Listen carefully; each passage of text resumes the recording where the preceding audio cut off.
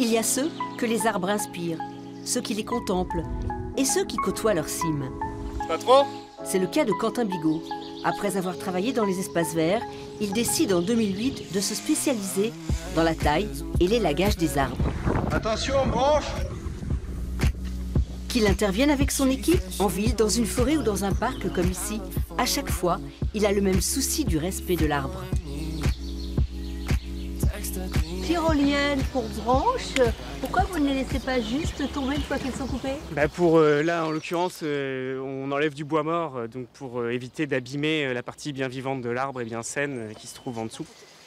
C'est la deuxième fois en 3 ans que Quentin vient à la rescousse de ce vieux tilleul en fin de vie. On laisse absolument tout ce qui est encore en vie.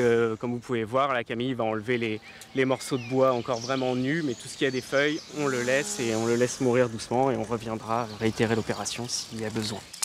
Beaucoup de mes confrères diraient qu'il faut l'abattre, dans 5 ans il est mort, etc. Maintenant, moi j'ai toujours espoir. Tant qu'il y a de la vie, il y a de l'espoir.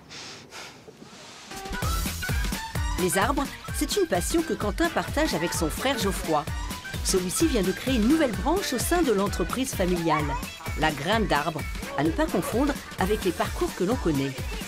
Là, il n'y a pas du tout d'impact par les installations qu'on met en place, contrairement au parcours aventure, où c'est des agrès accrochés sur les arbres, de quelle que soit la manière, avec plus ou moins de respect pour le végétal. Là, l'impact est minimisé au maximum. Et avant de s'envoler, il y a toujours un peu de pédagogie. Pourquoi il faut faire attention en grimpant dans l'arbre? À quoi il faut faire attention? Ah, vous faites pour éviter qu'on les casse? Ouais, voilà, il faut éviter de casser les branches, éviter de casser les feuilles. Et vous savez pourquoi?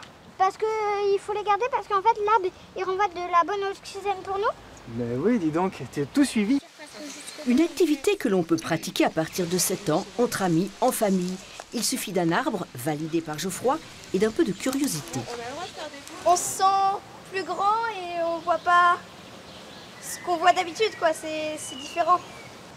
Ah, pour l'instant, je suis très concentrée sur la technique, mais j'espère que dans peu de temps, je vais être à l'aise et que je vais pouvoir profiter. Ce qui n'est pas encore le cas, mais je sens que ça va venir.